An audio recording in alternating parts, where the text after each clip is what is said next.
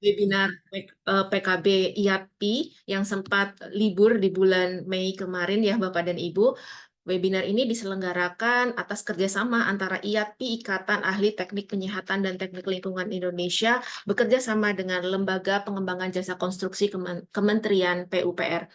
Pada webinar kali ini, tema kita berkaitan dengan pengelolaan sistem penyediaan air minum regional. Sebagaimana kita ketahui bersama bahwa kita baru saja menjadi tuan rumah pelaksanaan WWF World Water Forum di Bali tanggal 18 sampai dengan 25 Mei kemarin ya Bapak Ibu.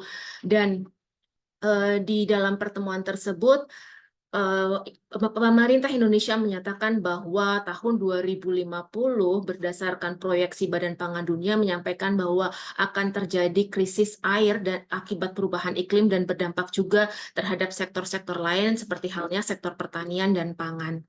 Kemudian pemerintah juga berkomitmen untuk melaksanakan 113 proyek air dan sanitasi senilai 9,4 miliar US dollar melibatkan 33 negara dan berbagai organisasi lainnya. Nah, pada webinar kali ini kita akan bersama-sama membahas dan mendiskusikan bagaimana sebenarnya inisiasi daerah sejauh ini dalam pengelolaan sistem penyediaan air minum regional dan juga bagaimana kebijakan dari pusat yang telah disiapkan dan disediakan untuk pelaksanaan pengelolaan sistem penyediaan air minum ini. Sebelum kita memulai acara sesi diskusi, saya kembali mengingatkan kepada Bapak dan Ibu untuk menuliskan nama _ provinsi masing-masing. Kemudian untuk kelancaran pelaksanaan webinar ini juga mohon Bapak dan Ibu juga memute Zoom Bapak dan Ibu. Kemudian apabila ada pertanyaan, Bapak dan Ibu dapat menuliskan di link Slido yang akan kami share melalui link chat. Atau Bapak dan Ibu juga bisa memilih opsi angkat tangan, raise hand, di sesi diskusi yang akan dilaksanakan mulai pukul 11.25. Oke. Nah, untuk mendiskusikan mengenai pengelolaan sistem penyediaan air minum regional, tadi sudah sempat disebutkan juga oleh Pak Fajar ya, ada 3 narasumber yang memang sangat kompeten di bidang tersebut dan sudah malang melintang di dunia perspaman ya.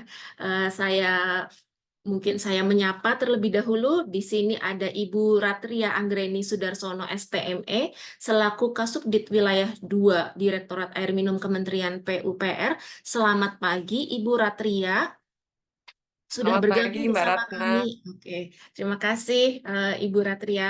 Kemudian di sini juga kita ada, ini yang pasti Bapak dan Ibu sudah sebagian juga sudah kenal nih, Bapak Anom Guritno STM Link selaku Direktur Teknis PT Tirta Utama Perseroda Jawa Tengah. Selamat pagi Pak Anom. Selamat pagi Mbak Ratna. Kemudian yang terakhir narasumber kita yang ketiga, ini juga pasti Bapak dan Ibu sudah mengenal beliau nih, Pak Husnul Huda Samboja. Nih biasanya saya memanggil Mas Husnul ya. Mas Husnul Huda Samboja STMT. Selamat pagi Mas Husnul. Selamat pagi Mbak Ratna. Beliau adalah Kabag Monitoring dan juga Evaluasi di PT Tirta Utama. Baik, langsung saja Bapak dan Ibu, kita langsung memulai sesi pemateri terlebih dahulu. Di sini akan ada 3 pemateri, maksimal penyampaian materi 40 menit. Mohon izin sekitar 10 dan juga 5 menit sebelum waktu berakhir, saya selaku moderator akan mengingatkan masing-masing narasumber. Langsung saja, yang pertama adalah dengan Ibu Ratria Anggreni Sudarsono. Terlebih dahulu saya bacakan kurikulum atau CV beliau. Beliau merupakan lulusan teknik lingkungan di ITB, kemudian melanjutkan Magister Perencanaan dan Kebijakan Publik di S1 Universitas Indonesia, dan dari sisi background terutama karir ini dari awal sepertinya memang sudah berkecimpung di bidang PAM ini ya Ibu ya, dari mulai kasih pengaturan, kemudian perencanaan di PAM, kemudian staf Subdit Penyusunan Rencana PS PAM, kemudian Kasih Wilayah Jawa, dan saat ini Kasubdit Wilayah 2 Direktorat Air Minum. Jadi memang beliau ini berfokus berkaitan dengan sistem penyediaan air minum.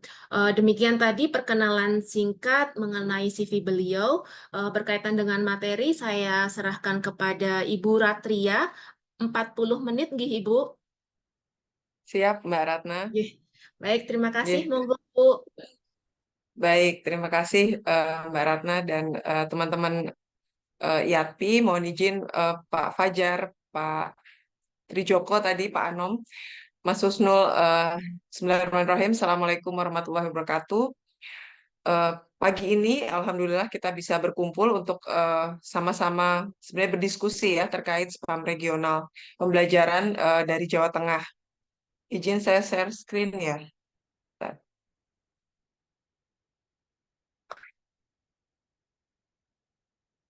Sudah terlihat ya?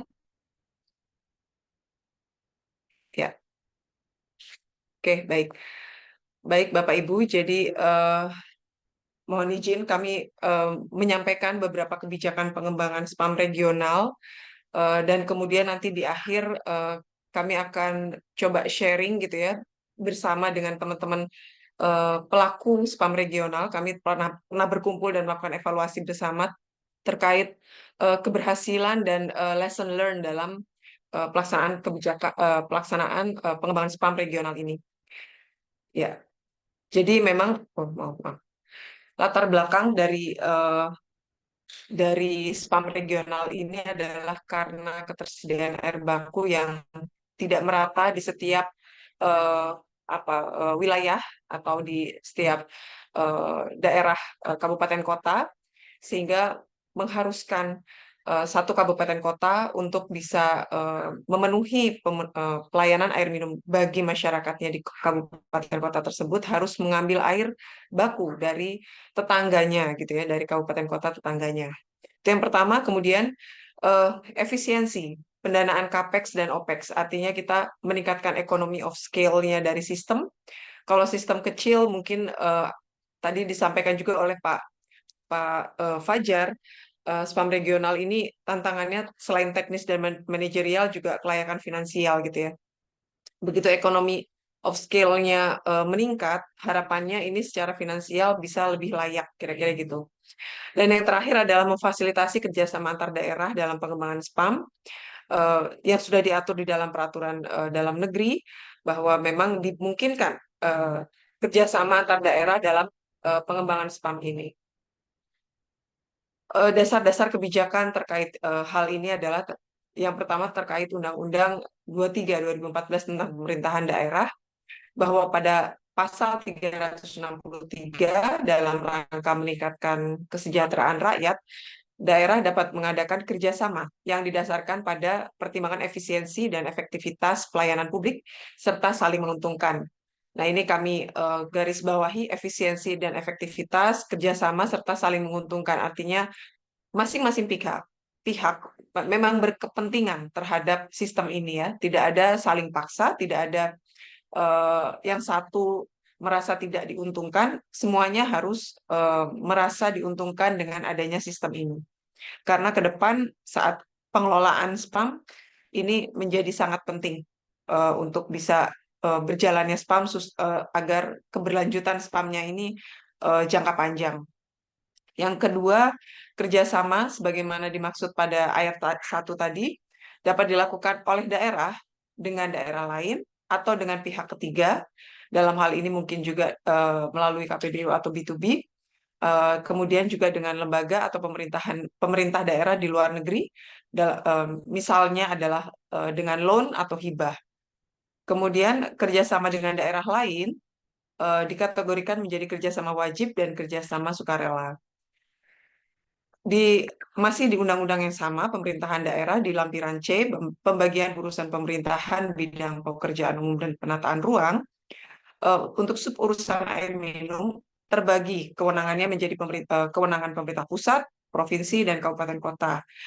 Nah, untuk yang pusat sendiri, kewajiban atau pembagian urusannya adalah terkait spam yang secara nasional atau lintas provinsi, atau bisa juga disebut spam untuk kepentingan strategis nasional.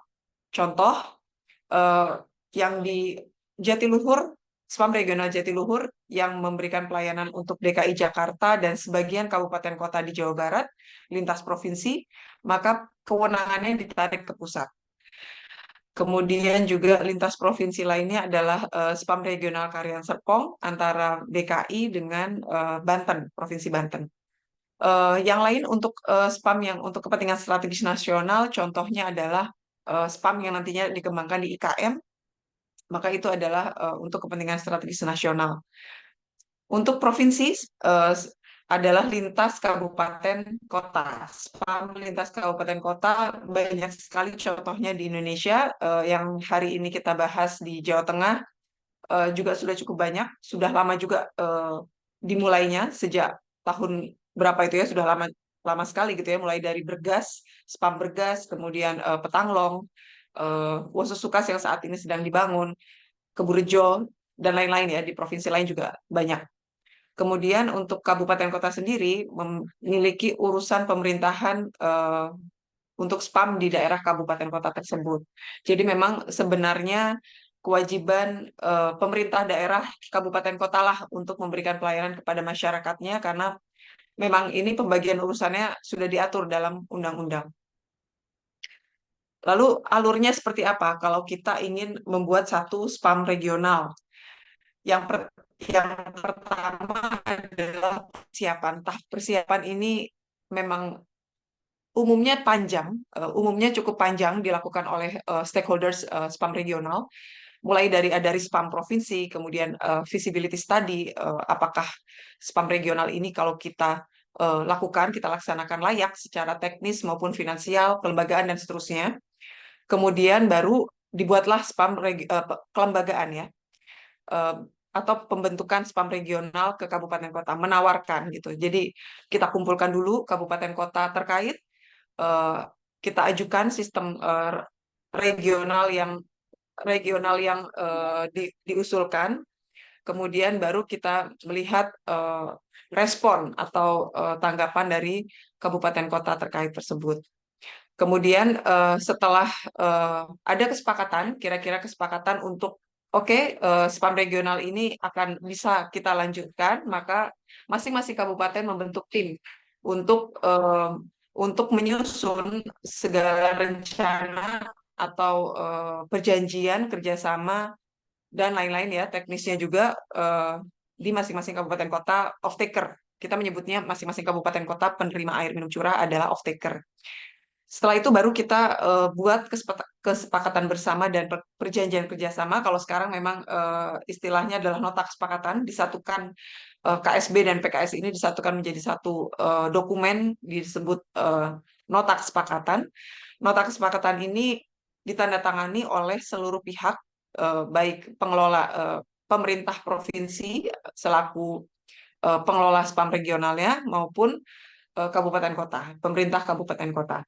Di nota kesepakatan ini intinya adalah lingkup apa yang akan dikerjasamakan, sumbernya dari mana, masing-masing kabupaten kota off-taker akan mendapatkan alokasi air minum curah berapa liter per detik, dan kemudian hak dan kewajiban dari masing-masing pihak. Hak kewajiban ini contohnya berkewajiban, masing-masing kabupaten kota berkewajiban misalnya menyediakan lahan, atau provinsi menyediakan lahan. Kemudian untuk air baku diwajibkan kepada misalnya adalah pemerintah pusat melalui Direktorat Jenderal Sumber Daya Air untuk menyediakan atau mengalokasikan air baku untuk spam regional ini. Dan seterusnya termasuk pembiayaan. Pembiayaannya dari mana? Apakah dari APBN? Maka ada kewajiban misalnya APBN membangun instalasi pengolahan air (IPA) dan seterusnya di tahun berapa dengan nilai berapa. Perkiraan, hanya perkiraan, tapi paling tidak jadwalnya sudah bisa disepakati di awal. Kemudian setelah kesepakatan tersebut, maka kita akan masuk ke dalam proses perencanaan. Perencanaan inilah yang kemudian ada hulu dan hilir yang dibagi menjadi hulu dan hilir. Yang hulu ini apakah mulai dari intake sampai dengan titik serah atau off-take point, eh, kita susun DD-nya maupun AMDAL-nya serta seluruh perizinan yang dibutuhkan. Kemudian juga bagian hilir dari titik serah sampai ke SR ke masyarakat itu pun harus disusun DED-nya termasuk AMDAL, UKL-UPL serta perizinan-perizinan lain yang dibutuhkan dalam rangka pembangunan tersebut. Dalam perjalanannya proses persiapan perencanaan ini juga ada kesepakatan tarif dari masing-masing pihak provinsi dengan kabupaten kota. Tentunya di FS sudah dihitung. Di dalam FS sudah ada hitungan kelayakan finansialnya seperti apa sehingga tarif yang keluar berapa. Nah, ini memang biasanya cukup panjang prosesnya sehingga biasanya paralel dilakukan bersamaan dengan penyusunan DED dan perizinan-perizinan lainnya. Itu kira-kira di tahap persiapan dan perencanaan. Kemudian kita masuk ke tahap pelaksanaannya, di mana masing-masing pihak yang memiliki kewajiban pengadaan lahan, pembebasan lahan, untuk bisa dilakukan. Kemudian pembangunan, baik pembangunan yang sistem hulu maupun sistem hilir. Kemudian masuk ke tahap operasional. Operasional ini dilakukan oleh Pemprov atau menunjuk BUMD pengelola SPAM provinsi, dan kemudian kalau dalam hal ini di Jawa Tengah adalah PT AB TUJT, maka TUJT inilah yang melakukan jual beli air minum curah dengan para off-taker kabupaten kota. Kira-kira ini proses bisnis yang selama ini sepengalaman kami untuk menyusun satu proses ini waktunya cukup panjang. Yang SPAM regional ini, yang SPAM regional Wosusukas yang saat ini sedang kita bangun sejak persiapan hingga nantinya operasional, kira-kira membutuhkan waktu sejak kita mulai 2018 saat itu ya, untuk mendapatkan loan. Ya, sudah hampir 6 tahun ya. 6 tahun proses untuk mulai persiapan hingga nantinya operasional. Lalu dokumen-dokumen apa yang menjadi readiness kriteria untuk penyusunan atau pembentukan satu SPAM regional? Tadi sudah kami sampaikan poin 1 dan poin 2 antara KSB dan PKS ini menjadi satu dokumen sekarang menyesuaikan dengan Permendagri yang baru, nota kesepakatan bentuknya. Kemudian ada rencana induk pengembangan SPAM regional, ini provinsi yang menyusun, kemudian masuk ke studi kelayakan untuk SPAM regional ini, sehingga kita tahu apakah regional ini layak gitu ya untuk kita bangun atau tidak. Kemudian perencanaan terinci atau DED, baik hulu maupun hilir, kelembagaan pengelola SPAM regional mutlak harus ada, kemudian AMDAL atau IPSDA, AMDAL, dan terakhir adalah IPSDA. Kesepakatan tarif air minum curah itu termasuk dokumen yang harus disusun oleh seluruh pihak. Nanti ada perjanjian untuk kesepakatan tarif serta izin-izin lain dalam rangka pembangunan SPAM-nya. Nah, ini skematiknya kira-kira seperti ini, Bapak Ibu. Ini contoh untuk yang lintas kabupaten kota. Sebenarnya ini tidak kaku seperti ini, artinya tidak harus provinsi yang membangun ini gitu ya, tapi ini umumnya seperti ini. Mulai intake sampai intake umumnya dibangun oleh Direktorat Jenderal Sumber Daya Air, sedangkan unit produksi dalam hal ini adalah IPA sampai titik serah itu dibangun oleh provinsi karena ini lintas kabupaten kota. Pembiayaannya dari mana? Masing-masing punya pembiayaan, yaitu di pusat melalui APBN Ditjen SDA, meskipun tidak harus APBN ini bisa dari sumber rupiah murni maupun loan. Kemudian unit produksinya dibangun oleh pusat, provinsi, dan PDAB bisa berbagi gitu ya. Yang pertama menggunakan APBN rupiah murni ataupun loan melalui Direktorat Jenderal Sumber Daya Air, atau juga bisa melalui pembiayaan lain, misalnya KPBU atau B2B. Kemudian di hilir, sisi hilir kabupaten kota pun bisa berinovasi dalam pembangunan hilir, sistem hilir ini tidak hanya bergantung pada APBD, tapi juga bisa memanfaatkan alternatif pembiayaan lain seperti KPBU atau pinjaman gitu ya, atau PDAM bisa juga melalui B2B atau pinjaman perbankan, serta bisa mengakses pembiayaan-pembiayaan lain dari pemerintah yang eh, sesuai dengan programnya. Contohnya DAK atau kalau saat ini tahun 2024 ini ada Impres Air Minum, maka itu yang bisa diakses. Kemudian izin kok tidak bisa gerak ya, izin. Maaf, saya share lagi.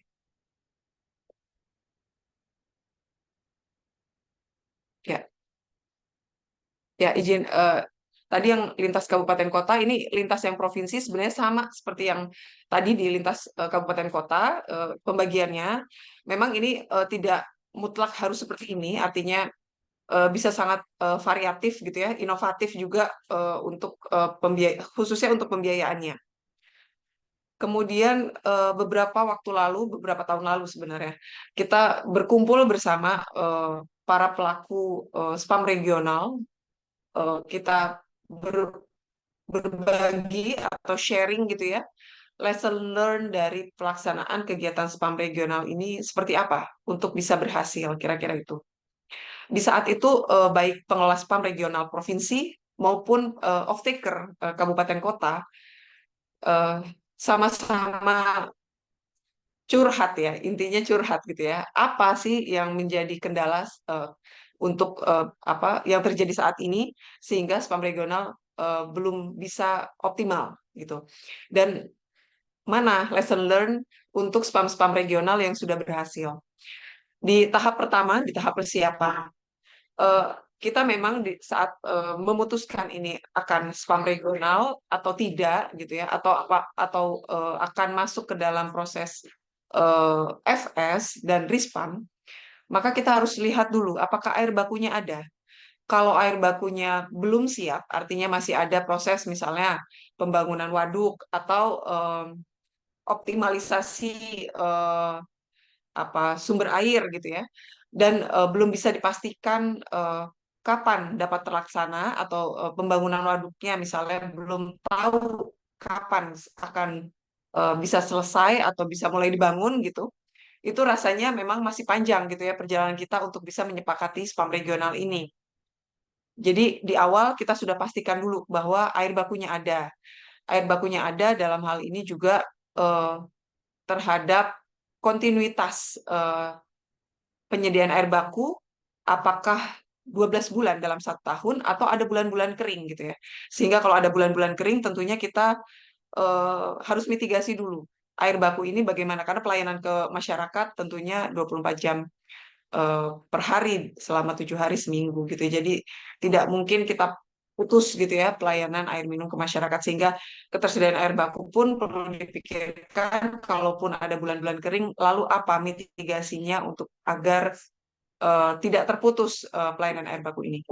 Kemudian yang kedua adalah diperlukan real demand survey di calon wilayah pelayanan off-taker ya, yang mampu memotret willingness to connect, willingness to pay, dan affordability to pay. Kita sadari saat ini banyak spam regional yang juga bersaing dengan pemakaian air tanah, sehingga eh, saat kita menyusun spam regional ini atau mengambil keputusan bahwa spam regional ini akan diambil, maka strategi untuk keberhasilan spam regional ini pun juga perlu dilakukan gitu ya.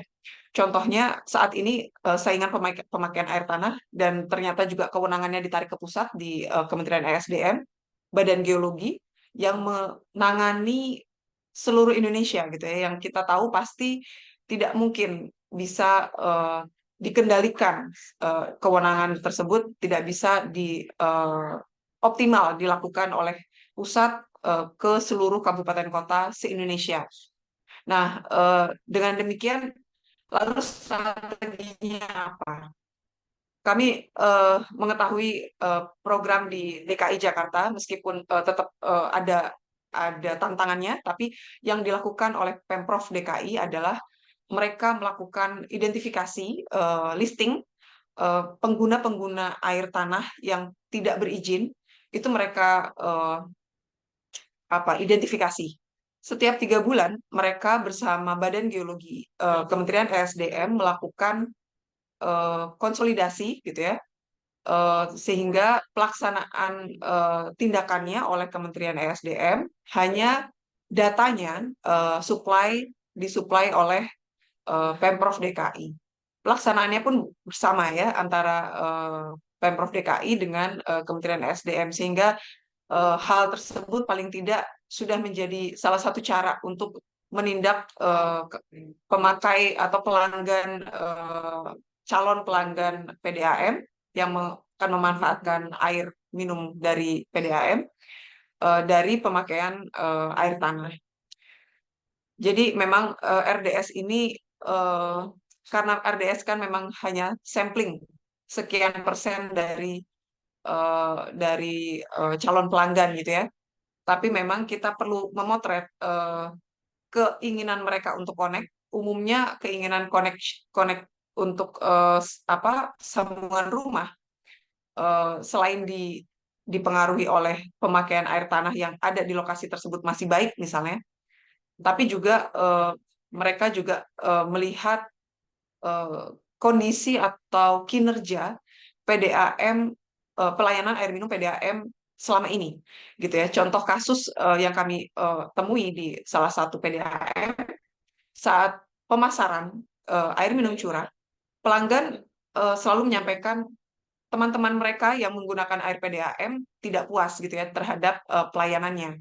Artinya 3K-nya ya, kualitas, kuantitas, kontinuitasnya tidak terpenuhi. Sehingga untuk apa mereka menyambung air ke PDAM? Sehingga hal ini sebenarnya akhirnya menjadi trigger beberapa spam regional masuk ke existing untuk memperbaiki pelayanan dan juga untuk memberikan kepercayaan kepada calon pelanggan lainnya, sehingga melihat bahwa kualitas pelayanan air minum di PDAM juga sudah mulai membaik, kira-kira gitu. Kemudian willingness to pay, ini ya memang perlu kita potret karena kemudian kita akan berhitung dengan tarif air minum curah, yang kemudian juga tarif air minum kepada pelanggan, yang tentunya tarif air minum kepada pelanggan ini kalau boleh diwajibkan untuk naik setiap 2 tahun gitu akan sangat baik, tapi tentunya ini akan sangat bergesekan gitu ya dengan contohnya dengan kebijakan politik kepala daerah dan lain-lain. Jadi ini memang harus kita lihat willingness to pay di lokasi tersebut, termasuk affordability to pay-nya. Kemudian yang ketiga, di tahap persiapan lesson yang kita ambil adalah penyiapan spam regional ini cukup panjang. Tadi saya sampaikan di spam regional Susukas, sepengetahuan saya mulai 2018 mungkin 2017 ya itu mulai disiapkan, dan pembangunannya baru bisa dimulai 2023 gitu ya. Jadi cukup panjang waktu persiapannya untuk memenuhi readiness kriteria, termasuk perencanaan. Nah, ini perencanaan juga tentunya sangat diupayakan kualitas perencanaannya ini harus baik gitu ya, sehingga saat pengelolaan nanti efisien. Kemudian juga kelembagaan spam regional, karena beberapa provinsi juga belum punya sebenarnya kelembagaan spam regional, sehingga perlu membuat baru gitu ya. Dan proses pembuatan baru ini juga sebenarnya butuh waktu, walaupun kalau komitmennya ada tidak terlalu panjang waktunya untuk menyusun kelembagaan spam regional di provinsi. Nah, ini kemudian juga perencanaan untuk staging penyerapan air minum curah. Jadi penyerapan air minum curah ini umumnya 5 tahun dalam satu spam regional gitu ya. Lebih cepat lebih baik, tapi memang umumnya 5 tahun. Meskipun realisasinya banyak juga kejadiannya lebih dari 5 tahun, dan itu pun menjadi evaluasi pusat, pemerintah pusat dalam hal ini Kementerian PUPR, bahwa Pak Menteri ini menjadi concern gitu ya, penyerapan air minum curah dari spam regional ini yang belum optimal itu menjadi perhatian gitu ya. Kenapa off-taker tidak bisa menyerap gitu. Nah, staging penyerapan ini bottom up artinya dari PDAM, kemampuan mereka menyerap per tahunnya berapa, kemudian memang perkembangan wilayah untuk pemasangan SR baru dan lain-lain, ini perlu dilihat saat melakukan perencanaan ini. Kemudian yang keempat, komitmen. Nah, tadi udah kita sepakat ya, stagingnya dalam 5 tahun, per tahunnya misalnya 20% dari air minum, alokasi air minum curah. Lalu komitmennya seperti apa untuk menyerap SR ini? Eh, kita tentunya melihat historisnya. Kalau misalnya dalam historis itu kemudian perlu ditingkatkan dalam rangka menyerap air minum curah sesuai dengan staging yang tadi disepakati, maka eh, susunlah strategi gitu ya untuk menambah sumber daya baik SDM maupun termasuk pendanaannya gitu ya. Mau dananya dari mana untuk kita membangun perpipaan distribusi hingga sampai SR. Itu di awal sudah harus bisa tergambarkan sehingga saat pelaksanaan nanti kita tidak panik gitu ya untuk mencari biaya untuk mencari pendanaan maupun mencari pelanggan baru gitu. Nah, kemudian tarif air minum curah. Nah, ini juga termasuk hal yang menjadi tantangan di awal bahwa tarif air minum curah ini harus apa artinya bisa disepakati oleh seluruh pihak, tentunya yang kompetitif dan affordable dan ini biasanya kita buka-bukaan dengan finansial modelnya yang kita susun di dalam FS. Dalam finansial model itu terlihat gitu ya kebutuhan OPEX-nya berapa, kemudian pengembalian investasi bila menggunakan KPBU ataupun B2B seperti apa gitu ya, sehingga para off-taker pun tahu gitu ya bahwa memang tarif untuk bisa ini sustain untuk bisa OPEX sesuai dengan seharusnya sesuai rencana desainnya memang membutuhkan tarif sekian besar gitu. Bila tidak dimungkinkan, artinya keberatan gitu ya, karena memang misalnya tarif di air minum PDAM kepada masyarakat atau kepada pelanggan tidak bisa sebesar itu gitu ya. Artinya dicarikan alternatif untuk bisa mensubsidi tarif ini gitu ya. Atau misalnya dukungan pemerintah dalam hal menurunkan biaya investasi. Nah, ini eh, di saat itulah kita di dalam negosiasi tarif inilah yang kemudian eh, sumber-sumber pembiayaan bisa diidentifikasi juga gitu ya akibat kebutuhan untuk mensubsidi agar tarif ini menjadi layak dan affordable untuk masyarakat.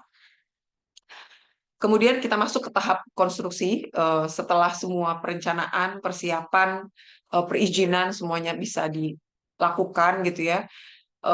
Kemudian kita masuk ke pelaksanaan konstruksi. Tidak dipungkiri ya memang ada beberapa perizinan yang akhirnya eh, paralel dengan pelaksanaan konstruksi, tapi memang kita perlu paling tidak mengidentifikasi di awal adanya hambatan-hambatan dalam pelaksanaan konstruksi ini.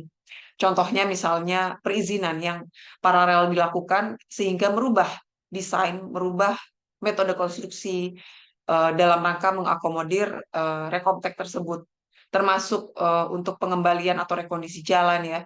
Itu juga ada rekomtek yang mensyaratkan spesifikasi yang tidak sesuai dengan DID yang sudah kita susun dan berakibat pada perpanjangan masa konstruksi atau meningkatkan nilai investasinya gitu ya. Mbak Ratri, Jadi itu perlu antisipasi.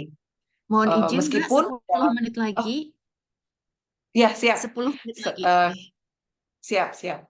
Jadi itu kira-kira yang harus disiapkan. Kemudian yang kedua perkuatan untuk pendanaan pemerintah daerah dalam rangka penyerapan eh, air minum curah hingga ke pelayanan. Nah, ini kalau memang memang harus dicarikan gitu ya. Artinya Pemprov atau kami yang pusat ya untuk yang lintas provinsi juga harus ikut turun tangan untuk eh, membantu off-taker atau membantu kabupaten kota mendapatkan pembiayaan dalam rangka penyerapan. Ini vital karena ketika tidak terserap air minum curahnya maka yang terdampak adalah pengelola spam regionalnya. Artinya mereka yang terdampak karena operasional tetap harus keluar, tapi tidak ada penyerapan yang berdampak pada pendapatan gitu. Kira-kira itu. Yang terakhir adalah operasional. Memang selain komitmen Pemda atau PDAM off-taker dalam penyerapan hilir, sehingga penyerapan SR tadi sesuai dengan staging yang dijanjikan gitu ya, tidak terlambat dalam penyerapan SR, umumnya adalah karena keterbatasan pendanaan atau dukungan Pemdanya tidak ada, kira-kira gitu ya. Kemudian juga hal lain yang juga kami sayangkan adalah kurangnya agresivitas pemasaran sambungan langsung gitu ya. Kita ketahui saat ini ada program Inpres, kemudian juga beberapa spam regional pun airnya sudah ada, tapi kita tidak bisa memasarkan. Nah, ini mungkin strategi marketing atau mindset untuk bisnis enterprises di PDAM sepertinya juga perlu ada capacity building atau peningkatan kemampuan terhadap bisnis ini. Dan terakhir adalah memang saingan pemakaian air tanah yang harusnya juga didukung oleh Pemda untuk dibatasi, kira-kira itu. Kemudian yang kedua, saat operasional ini komunikasi, kolaborasi antara stakeholders dalam hal ini pusat, provinsi maupun kabupaten kota, pemerintah maupun BUMN atau BUMD pengelola spam ini harus ada komunikasi yang baik, kepercayaan yang antar pihak gitu ya, dan kolaborasi gitu ya. Semuanya menuju satu titik yang sama, yaitu sustainability dari spam regional ini dan juga pelayanan kepada masyarakat gitu ya. Jadi lepaskan ego-ego politik dan lain-lain di dalam pengelolaan spam regional ini. Yang terakhir, pengelola spam regional atau dalam hal ini provinsi ataupun pusat bila lintas provinsi, maka harus menjaga kualitas pelayanan air minum curahnya sesuai 3K. Jadi ada kepercayaan dari para PDAM untuk membeli air minum curah dari pengelola spam regional ini. Tetap bekerja sama, mau membeli air minum curahnya. Kira-kira itu ya. Inilah yang harus kita jaga sehingga kepercayaan dari off-taker dan terutama kalau yang ini spam regional umumnya ya, take and pay, artinya kalau saya ambil saya gunakan air minum curahnya, maka saya membayar sebesar yang saya gunakan. Nah, ini ada moral hazardnya juga gitu ya, karena PDAM ketika kualitas dari air minum curahnya tidak baik, maka preferensi dia mendingan saya menggunakan air minum atau pengolahan air yang di internal mereka, artinya dikelola oleh PDAM sendiri gitu ya, untuk menjamin 3K-nya. Jadi ini yang perlu diperhatikan saat operasional. Kira-kira itu Bapak Ibu, mohon maaf bila ada yang kurang berkenan dalam penyampaian kami. Kami akhiri dulu untuk kita masuk dalam sesi diskusi nantinya. Wassalamualaikum warahmatullahi wabarakatuh. Terima kasih. Waalaikumsalam warahmatullahi wabarakatuh. Terima kasih Mbak Ratria. Ini waktunya sangat tepat ya Mbak. Terima kasih. Tadi ada beberapa poin-poin penting yang disampaikan oleh Mbak Ratria. Yang pertama tadi berkaitan dengan kewenangan, pembagian kewenangan dan peran mulai dari pemerintah pusat, provinsi, kemudian kabupaten kota. Kemudian yang kedua Mbak Ratria juga menyampaikan mulai dari alur untuk persiapan, kemudian sampai dengan perencanaan, pelaksanaan, dan juga pengelolaan. Di poin ketiga, tadi Mbak Ratri menyampaikan yang tidak kalah penting adalah bagaimana memutuskan mekanisme pembiayaan. Dan di sesi terakhir tadi sangat menarik, Mbak Ratri sudah merangkumkan berdasarkan pengalaman-pengalaman beliau berkaitan dengan lesson learned atau pembelajaran dari proyek-proyek spam regional ya Mbak. Oke, Bapak dan Ibu tentunya sudah memiliki banyak pertanyaan, mohon disimpan lebih dahulu atau bisa dituliskan di link Slido yang sudah di-share oleh teman-teman panitia melalui kolom chat ya. Selanjutnya kita akan masuk ke sesi yang kedua. Ini sesi yang kedua merupakan kolaborasi dua narasumber. Yang pertama adalah Bapak Anom, lebih dikenal dengan Pak Anom, kemudian yang kedua adalah Mas Husnul. Selamat siang Pak Anom. Siang Mbak. Oke, terima kasih Pak Anom sudah bergabung. Sebelumnya akan saya bacakan terlebih dahulu kurikulum vitae beliau. Beliau melanjutkan memperoleh studi teknik lingkungan di ITB, kemudian melanjutkan magister ilmu lingkungan di Universitas Diponegoro, dan saat ini beliau sebagai Direktur Teknik PT Tirta Utama Jawa Tengah sekaligus selaku asesor teknik lingkungan di IAPI. Jadi ini tentu Bapak dan Ibu peserta hari ini banyak yang sudah mengenal beliau. Sebelum beliau menjabat sebagai Direktur Teknik, beliau sudah melakukan